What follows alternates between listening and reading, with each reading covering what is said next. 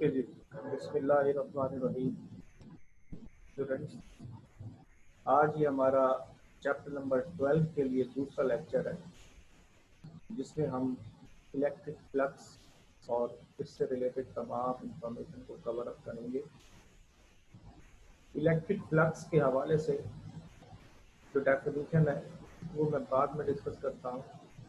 पहले आप लफ्ज़ फ्लक्स को ज़रा समझ जाइएगा। Usually we are used to use this word कि आज रोड पे गाड़ियों का फ्लक्स बहुत ज़्यादा था, नंबर ऑफ कार ज़्यादा थी। Electric field electric lines of forces के ज़रिए से एक्ट करती है। Electric field electric line of forces के ज़रिए से एक्ट करती है। इलेक्ट्रिक लाइंस ऑफ फोर्सेस को इंटरसेप्ट करने के लिए अगर हम कोई सरफेस एरिया कंसीडर कर लें तो वहाँ हम ये देखेंगे कि उस सरफेस एरिया की वजह से लाइंस ऑफ फोर्सेस किस कदर पास आउट हो जाती है। जितनी लाइन ऑफ फोर्सेस पास ज़्यादा होंगी, हम कहेंगे कि इलेक्ट्रिक फ्लक्स उतना ही ज़्यादा है।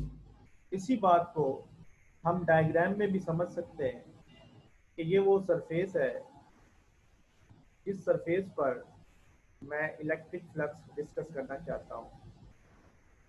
इस सरफेस का जो एरिया है उसे मैं कहता हूँ मेरे लिए है डेल्टा ए, और इलेक्ट्रिक लाइन ऑफ फोर्सेस आपको ये नज़र आएंगी।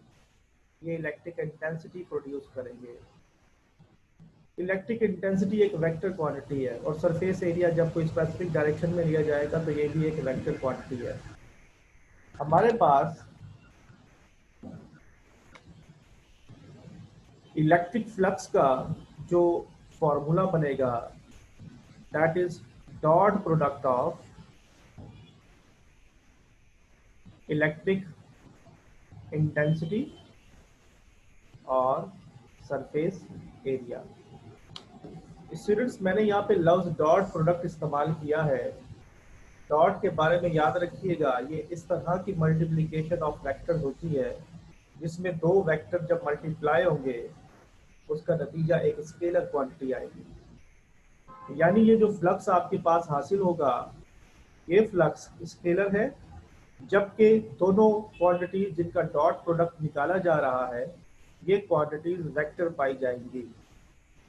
यहाँ मैंने इलेक्ट्रिक फ्लक्स की जो सिंबल है वो सिग्मा कंसिडर की है, और अगर मैं डॉट प्रोडक्ट को यहाँ से हटा दूंगा तो सिग्मा बराबर आ जाएगा, सिग्मा नहीं सॉरी आप इसको फाई कहिए, फाई बराबर आ जाएगा ई ए और कॉस थीटा आएगा। ये जो कॉस की टर्म है ये उस वक्त आती है जब हमारे पास डॉट प्रोडक्ट होता है। अगर क्रॉस प्रोडक्ट होता तो फिर हमारे पास जो टर्म की ट्रिग्नोमेट्रिक रेशो वो कॉस नहीं आती बल्कि साइन आती। ये जो इलेक्ट्रिक फ्लक्स है इसकी यूनिट आपको याद करनी है कि फाई की जो यूनिट आएगी वो आएगी न्यूटन मीटर स्क्वायर और पर कूलम आएगा। ये जो न्यूटन मीटर स्क्वायर पर कूलम है, याद रहे कि ये एसआई यूनिट सिस्टम की यूनिट है। अब जरा डेफिनेशन को देखिए कि flux is a Latin word for flow. Flux का मतलब तो फ्लो ही है। जैसे मैंने आपसे कहा कि आज रोड पर गाड़ियों का फ्लक्स ज्यादा है, यानी गाड़ियों का फ्लो ज्यादा है। Electric flux is defined as number of electric lines of forces crossing the surface normally is called electric flux through the surface. इसी तरह से इसकी एक और डेफिनेशन आपके सामने मैंने रखी कि ये डॉट प्रोडक्ट है। Electric flux through the surface is equal to the scalar product. Scalar product कहते हैं या डॉट प्रोडक्ट कहते हैं, बात एक ही है, of electric field intensity and area vector normal to the surface. Area vector normal to the surface. Electric flux को हमें ये भी देखना होगा कि अगर ये दोनों वेक्टर क्वांटिटीज हैं तो इसका मतलब ये है कि इन दोनों के दरमियान पाए जाने वाला एंगल इसको जरूर बजरूर मैटर करेगा, अफेक्ट करेगा। इसी बात को समझने के लिए हम डिफरेंट केसेस को कंसीडर करते हैं। हम सबसे पहले ये देखते हैं कि अगर एंगल 0 हो तो क्या होगा। एंगल 0 होने पर हमें मिलता है मैक्सिमम फ्लक्स। तो मैं लिखता हूं कि व्हेन थीटा इज 0 डिग्री तो फाई बराबर आएगा ई ए कॉस 0 डिग्री, और कॉस 0 की जो वैल्यू आप जानते हैं 1 होती है। फाई मैक्स आएगा मेरे पास ई ए। नतीजा क्या निकला कि मैक्सिमम फ्लक्स उस वक्त पाया जाएगा जब इन दोनों वेक्टर्स के दरमियान एंगल 0 डिग्री पाया जाए। ये तो मैंने स्टडी किया कि 0 डिग्री पर क्या होगा। अब मैं चेक करता हूं 90 पर। When theta is equal to 90 degree, 90 degree पर phi E A cos 90 degree आएगा, और कॉस 90 डिग्री की वैल्यू चूंकि 0 होती है इसलिए रिजल्ट टोटल 0 हो जाएगा। तो electric flux at the angle of 90 degree finally becomes 0। मैं कहूँगा कि ये वाला मैक्स था तो ये वाला मिनिमम है।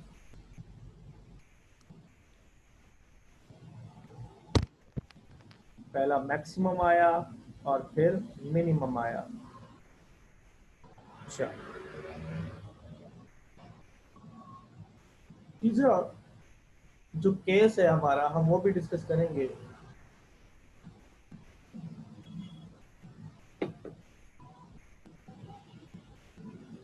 कि अगर ऐसा हो जाए दोनों एक दूसरे की अपोजिट डायरेक्शन में आ जाए, क्योंकि वेक्टर है तो अपोजिट भी हो सकते हैं, पैरेलल भी हो सकते हैं, 90 भी हो सकता है। अगर ये आ जाए 180 के एंगल पर तो देखिए ई ए कॉस 180 डिग्री, कैलकुलेटर आपको 180 डिग्री का जो आंसर है वो देगा -1। तो पता ये चला कि फ्लक्स यहाँ नेगेटिव में आ रहा है।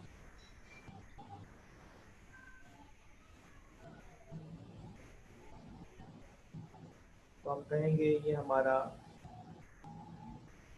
नेगेटिव फ्लक्स हासिल हुआ। ये 3 कंडीशंस हैं, एक मैक्सिमा की है, एक मिनिमा की है और एक नेगेटिव की है। जी बच्चों, इलेक्ट्रिक फ्लक्स में कोई कंफ्यूजन है तो बताइए। क्लियर है ये बात? Yes sir. ओके।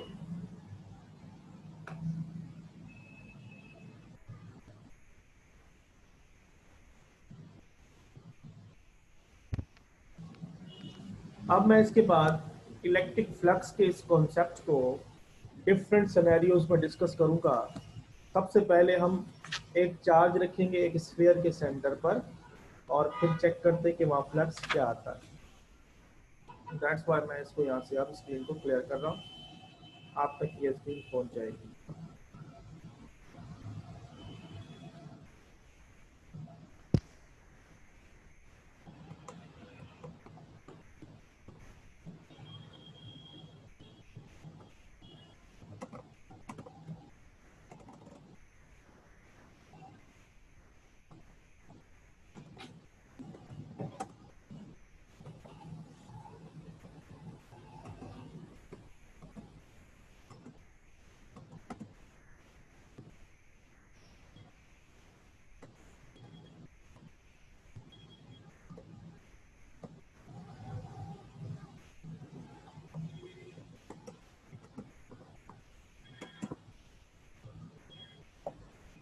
मैंने टॉपिक लिखा है कि जी electric flux through a sphere due to point charge.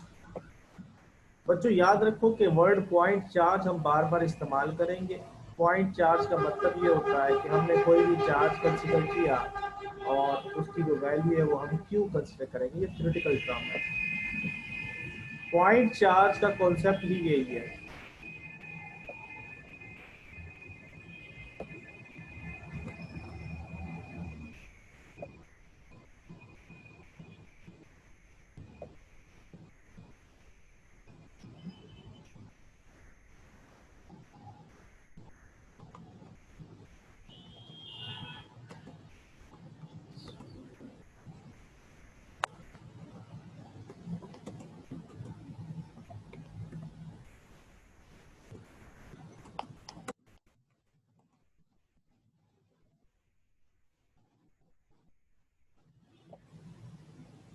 ये मैंने मेन हेडिंग दी है थी आपके लिए कि we are going to work for electric flux through a sphere due to a point charge.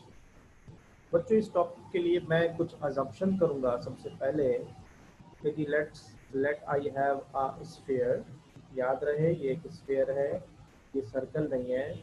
Sphere 3 dimension में होता है और ये वही है। और इसके सेंटर में मैं कोई ना कोई charge, point charge Q assume करूंगा। मेरी कंसिडरेशन मैं यहाँ लिख देता हूँ कि इस पर्पस के लिए मैं क्या चीज़ें एज्यूम कर रहा हूँ।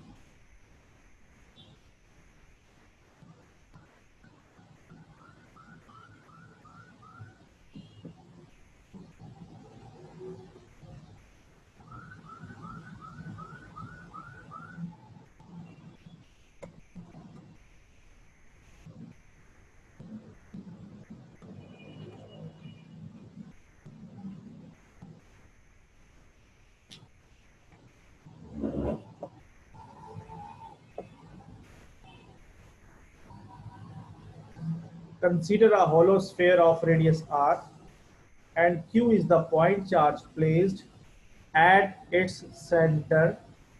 ये मेरी कंसिडरेशन है। As shown in figure, in order to calculate electric flux की सिंबल फाई है जो कि यहाँ टाइपिंग में नहीं आ रही, मैं हाथ से लिखता हूँ। Through the sphere, it is divided into small elements each of delta A, ये भी मैं हाथ से लिख देता हूँ। The electric field is uniform for each element, so the electric flux through each element will be। बेटे इसमें सबसे पहले तो आपको ये समझने की जरूरत है कि ये जो स्फीयर है ये 3 डायमेंशनल है, ये वाला।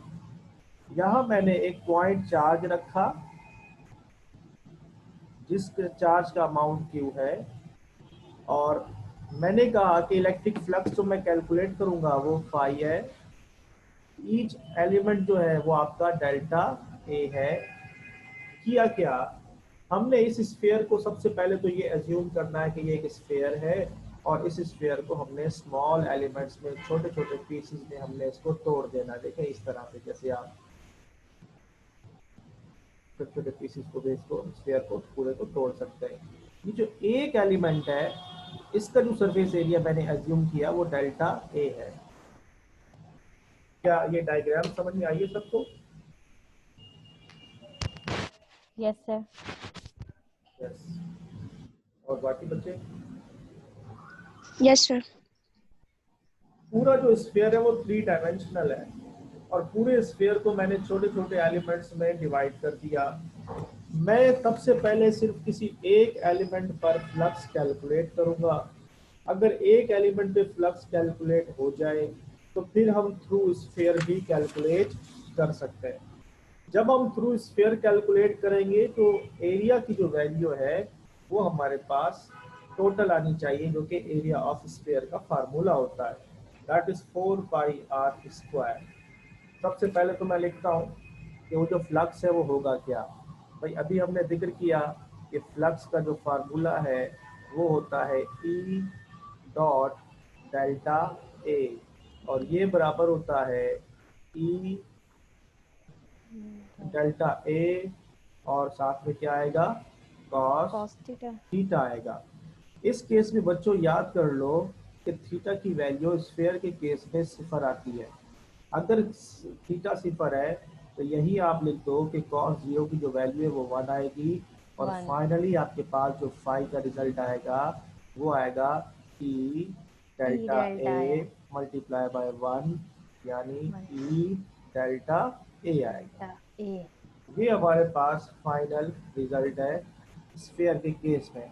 लेकिन यहाँ मैंने अज्यूम अभी सिर्फ एक पीस किया है, this only single minute unit of the sphere मैंने कंसीडर की है, क्योंकि मैं थ्रू स्फीयर कैलकुलेट करना चाहता हूँ। तो यहाँ मैं लिखता हूँ electric flux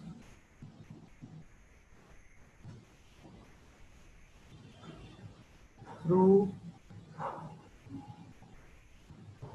sphere will be, पूरे स्फीयर से अगर मुझे कैलकुलेट करना है तो यहाँ पर देखिए हमारे पास जो फार्मूला आया था वो है ई डेल्टा ए, लेकिन पूरा है तो पूरे के लिए आ जाएगा समेशन की सिंबल। समेशन यानी कलेक्टिवली टोटल को ये शो करेगा, summation of E delta A.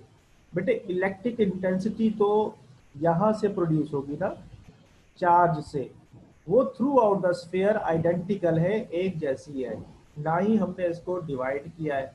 ये वो वजह है कि समेशन अप्लाई सिर्फ वो सिर्फ डेल्टा ए पर होगी। और अब मैं इसको लिखता हूँ कि ई समेशन ऑफ डेल्टा ए।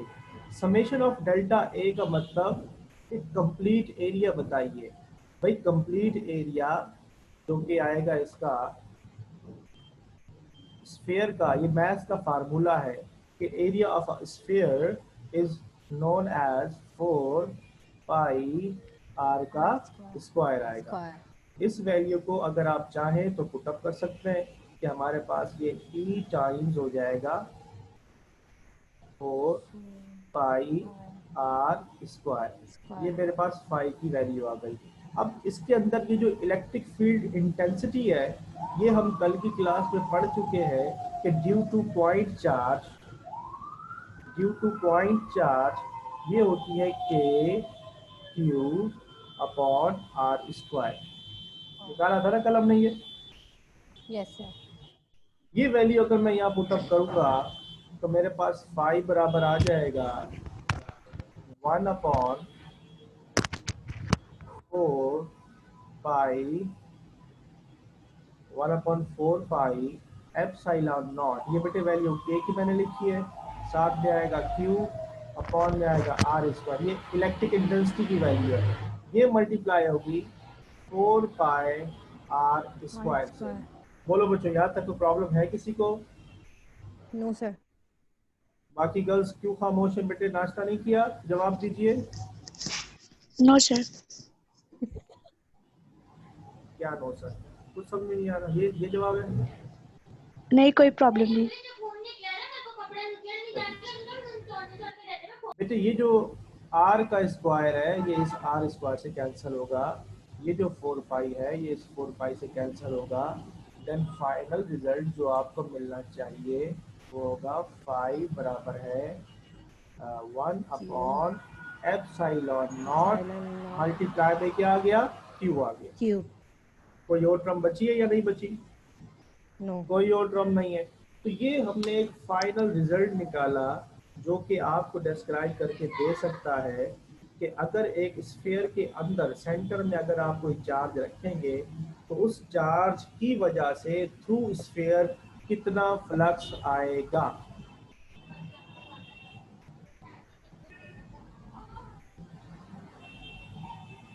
अच्छा, अब आप यहाँ पर कुछ चीज़ें कॉन्क्लूड कर लें। क्या कॉन्क्लूड कर सकते हैं कि जब किसी भी चार्ज को स्फीयर में या किसी भी बॉडी शेप में इनक्लोज कर दिया जाएगा तो उस चार्ज की वजह से जो भी फ्लक्स जनरेट होना है that flux is directly proportional to the amount of the charge enclosed inside the body. यानी क्यू पे डिपेंड करता है, एप्सिलॉन नॉट पे तो डिपेंड नहीं कर सकता, ये तो कांस्टेंट वैल्यू है, परमिटिविटी ऑफ द एयर है। लेकिन यहाँ जो असल चीज आपके लिए वो ये है कि यहाँ मैं रिलेशनशिप मैथमेटिकली लिख देता हूँ कि इलेक्ट्रिक फ्लक्स डायरेक्टली प्रोपोर्शनल होगा किसके, अमाउंट ऑफ चार्ज के। अब चार्ज अंदर आप कम रखेंगे तो फ्लक्स कम आएगा, चार्ज ज्यादा रखेंगे तो फ्लक्स आपका ज्यादा आएगा। ये टॉपिक क्लियर है बच्चों? Yes, sir. चलिए। इसकी स्क्रीन को भी सेव कर लेता हूँ और अब हम मूव करेंगे नेक्स्ट टॉपिक की तरफ। नेक्स्ट टॉपिक है हमारा Gauss's law. Gauss's law is just similar to it, बिल्कुल इसी से मिलता जुलता है।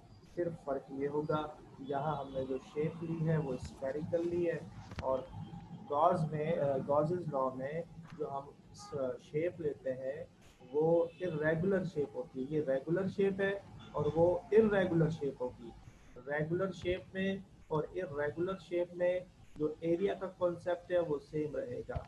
अब देखते हैं इससे आगे क्या होता है।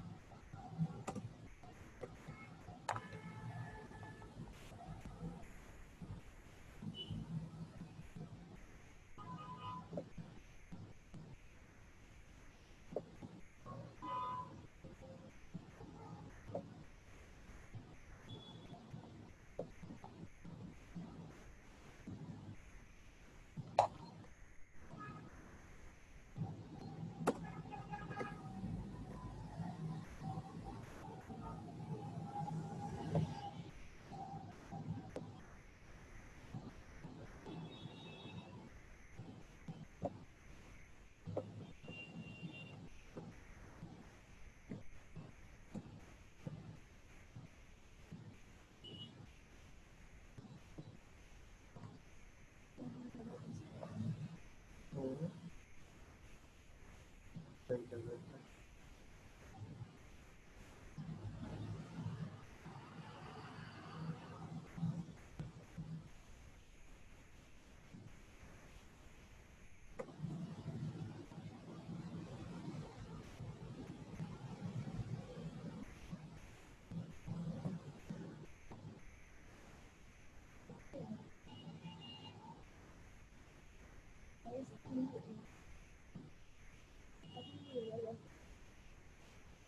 सही।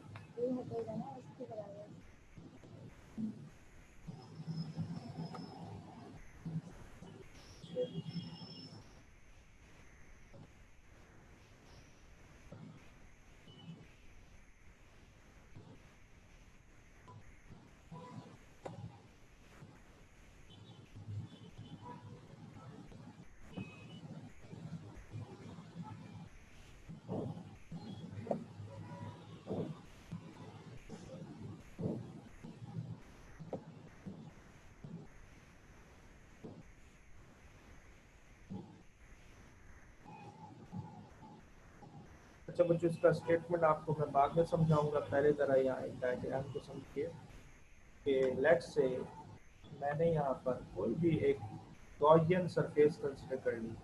जो गॉसियन सरफेस का कॉन्सेप्ट याद रखिएगा, ये इरेगुलर मैथमेटिकल शेप है, कोई भी ज्योमेट्रिकल शेप है।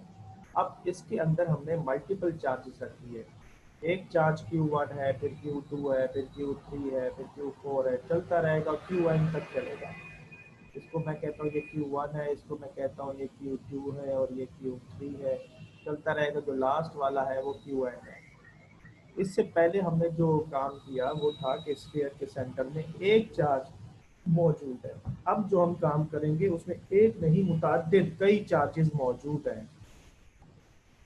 Q1 से लेकर Qn तक चार्जेस इनक्लोज्ड है गॉसियन सरफेस में। अब गॉसियन सरफेस जो हमने ली है, इस गॉसियन सरफेस को मैं ब्रेक कर देता हूँ माइन्यूट छोटे छोटे पीसेस में।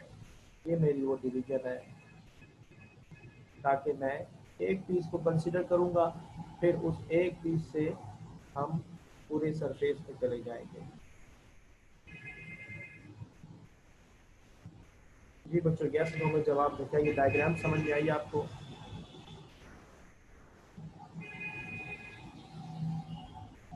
इस एक सरफेस का जो एरिया है वो भी डेल्टा ए है, और इसी से जो इलेक्ट्रिक फील्ड इंटेंसिटी जाएगी वो ये रही।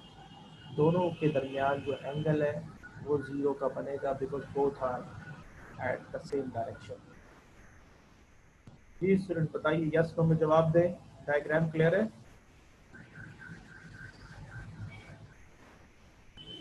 क्या कोई मुझे सुन रहा है? सब सो गए।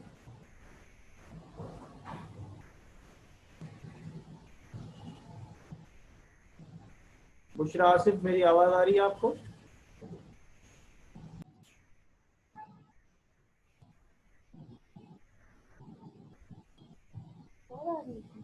हाँ, नेट मेरा चला गया।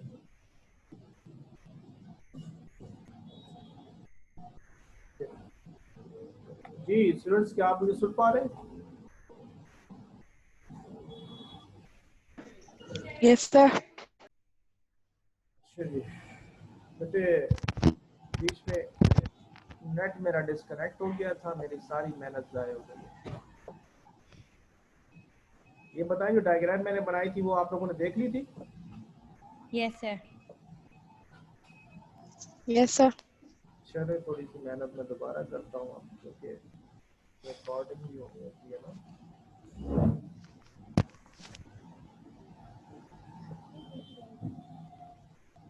डिलीट हो गया सारा।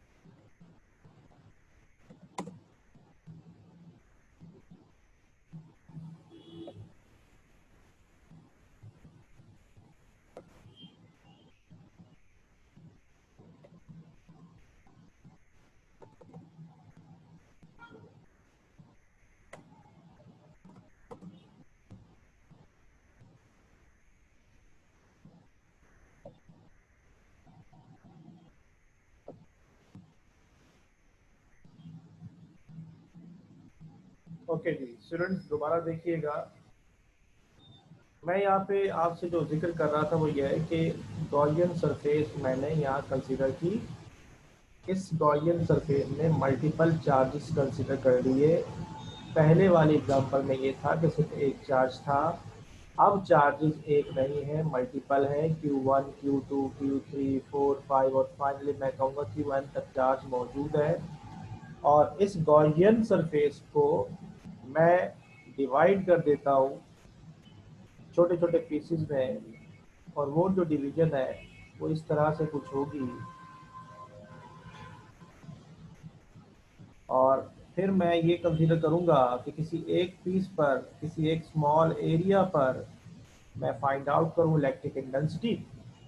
और ये इस पीस पे मैं काम करता हूँ। इस पर जो डेल्टा ए है उसकी ये डायरेक्शन है, इसी पीस पे इलेक्ट्रिक इंटेंसिटी की ये डायरेक्शन है। दोनों की क्योंकि एंगल सेम है, 0 डिग्री होगा।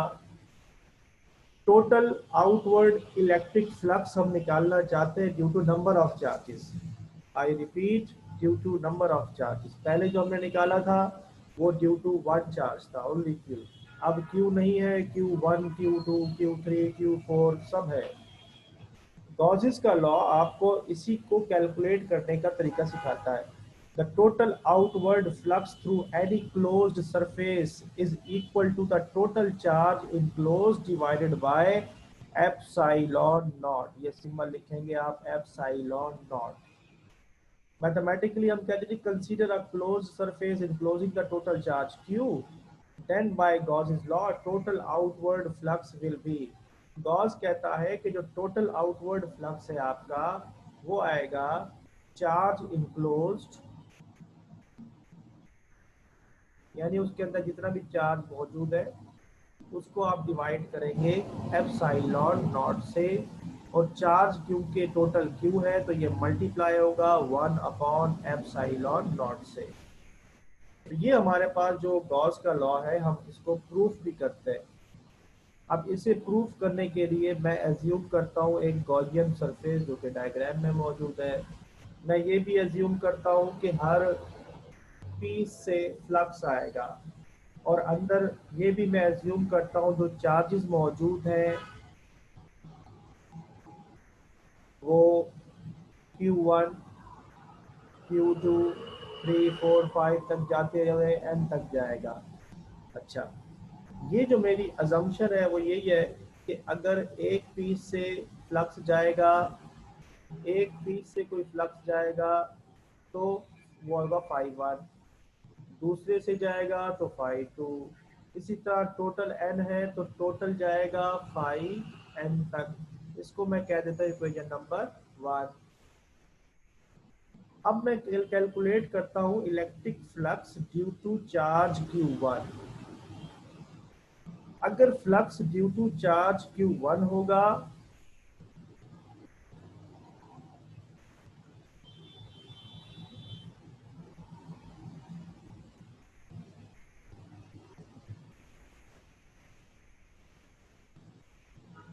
अगर Q1 की वजह से होगा वो 5 1 कहलाएगा, और हमारे पास फार्मूले में Q1 चार्ज आएगा, अपॉन में एप्सिलॉन नॉट आएगा। यही काम आप खुद कर सकते हैं। 5 2 अगर हो जाए तो ये हो जाएगा Q2 अपॉन एप्सिलॉन नॉट। यही काम आप खुद समझ गए होंगे कि अगर 5n तक मैं ले जाऊंगा तो charge Qn upon epsilon not हो जाएगा। Not.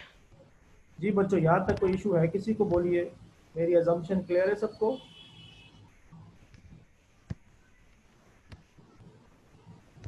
कोई जवाब नहीं दे रहा। Yes, sir. Clear है। अच्छा बेटे, ये जो 5 1, 5 2 और 5 3 की वैल्यू है अगर मैं इक्वेशन 1 में पुटअप कर दूं तो मेरे पास टोटल फ्लक्स आ सकता है। Total flux 5 1 plus 5 2 plus dot dot dot plus And 5n तक जाएगा।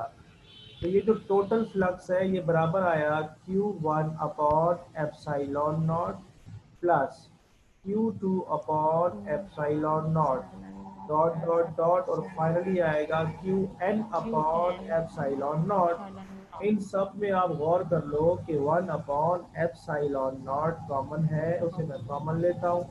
अंदर बचेगा Q1 plus 1 Q2 Q2 plus dot dot dot, dot और फाइनली QN। आएगा Qn। ये जो आपके पास टर्म है ये डिस्क्राइब करता है अमाउंट ऑफ टोटल चार्ज को, और जो कि Q के बराबर है। हेंस हमने ये जो गॉसेस लॉ है उसे प्रूफ कर लिया। जी जनाब, देखिए इसको, मुझे बताइए कोई इशू है तो।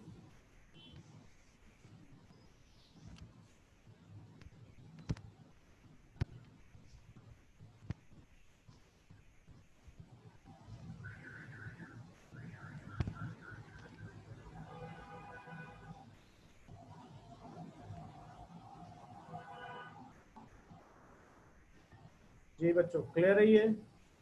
Yes, sir.